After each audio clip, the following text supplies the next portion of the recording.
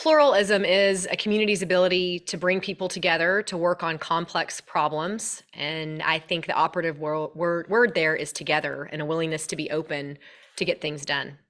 Well, I think obviously as a mayor of a large city, most of our decision-making, policymaking should be and is at the local level.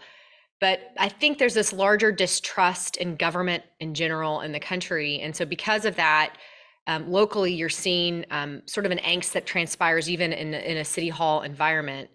But largely, Fort Worth has had a reputation, and I think it's warranted, of rolling up our sleeves, tackling tough problems, and working together in partnership. And that is still the case. What I worry about more right now as a democracy, as a country, is the fringes on either side, far left or far right, having such a loud voice that those of us that are in the middle somewhere, center right, center left, that are focused on consensus and compromise, are being really drowned out or quieted in a way that I haven't seen before. And maybe that's because of social media as a piece of it. I do think that's a huge contributing factor. But there's also just a certain level of complacency, meaning those of us that are just trying to go about our daily lives, what role do we play? I don't want to deal with people that are yelling at me and approach problems in a my way or the highway from that viewpoint. And so it can be difficult. But I think in the city of Fort Worth and in most functioning cities, we are an example of what democracy looks like on a weekly basis and how you get things done and solve policy issues. You must have political leaders that are willing and prioritize modeling that behavior. And I've talked about this while I was running for mayor, certainly after I was elected, is even on the days that are toughest and you're grappling with the most difficult issues in your community, you have to prioritize the willingness to listen to your colleagues even when you disagree, and do so in a civil manner. And for me personally, when I have seen a colleague not do that, be willing to call them out, not for their belief, but for how they're behaving, whether it be in a public meeting or privately. And that sometimes is quite difficult. We're all allowed, and we come from different backgrounds that give us kind of our personality traits, how we approach problems. But I still maintain that the art of debate and consensus building is very, very important to our democracy. And if your elected leaders are not modeling this, if they're taking to Twitter every 5 minutes to lambast their colleagues in the Senate or the House, how can you expect normal people, everyday folks, to do the same thing? And we're breeding this level of divisiveness that I haven't seen come back together yet.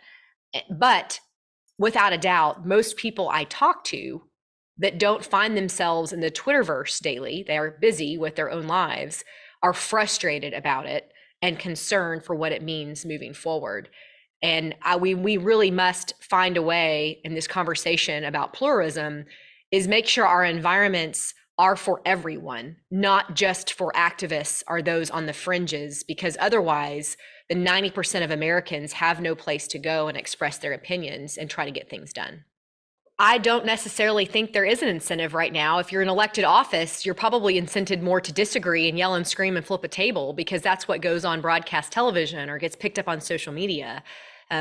The meetings where it's mundane and people are disagreeing and going back and forth and really working on the details, those things aren't covered. And I think that's just our culture these days, unfortunately, is we're looking for something more sensational.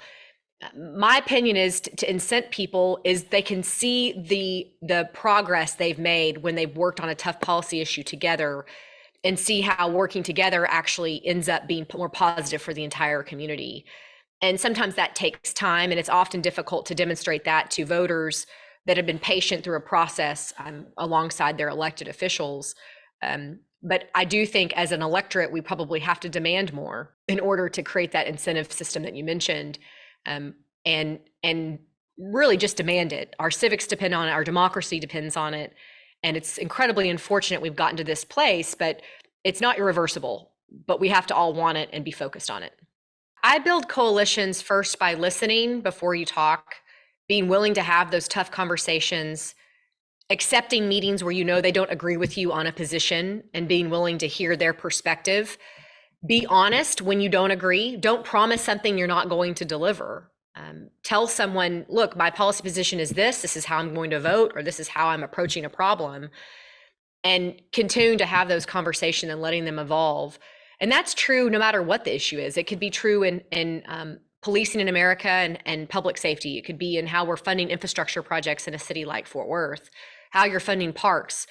All of these things require tough conversations and getting outside your comfort zone, which as humans, that's oftentimes the hard part, right? It's really easy to go hang out with my friends that I know love me and appreciate me and are never going to question it, but you can't surround yourself with yes people. And that's both in the folks that are around you day to day, helping you work, in my case at City Hall, or importantly out in the community, and building those coalitions around different demographics in the community as well. And one thing I haven't quite figured out really on the building coalition side, and we work on it in different ways, is how to reach people. We're really impatient now, thanks to how we get our media and our news and our telephone is a computer. And so how do you utilize different channels to reach people when issues are facing your community? And those are complex problems that any local government is facing, and frankly, any government official in general, of how you disseminate information. It is easier for people to work together in their differences at the local level. There are many cities that are great examples of that being true. I think number one, at least in the city of Fort Worth, this is not true across the country in every city. We don't run in partisan elections to be elected mayor or city council. So we're not necessarily burdened by the party apparatus to make us vote a certain way. Our makeup and how we govern is different. We're together every month, every week. In our case, we have a council meeting or a work session every single Tuesday. And because of that, we have to work together, break bread, and move forward and communicate. But it still can be difficult in that setting. I think at our state level governments and of course in Congress, we've taken to our corners, whether you're Democrat or Republican is what matters first. And I've heard a lot, especially US senators, talk about how different the Senate is now than it was 10, 20 years ago, and how they used to reach across party lines. And how do we incent, back to that original question, how do you incentivize this kind of behavior? I think is a difficult one to come to because of our party system in this country. But in Fort Worth, and any other mayor would tell you this, that's running a high quality city focused on the right things, you can't be burdened by only your belief on an issue. For me, I have to get 9 votes on a dais. There are 9 of us, including myself. So I have to get to 5 votes to get anything done. You got to count to 5.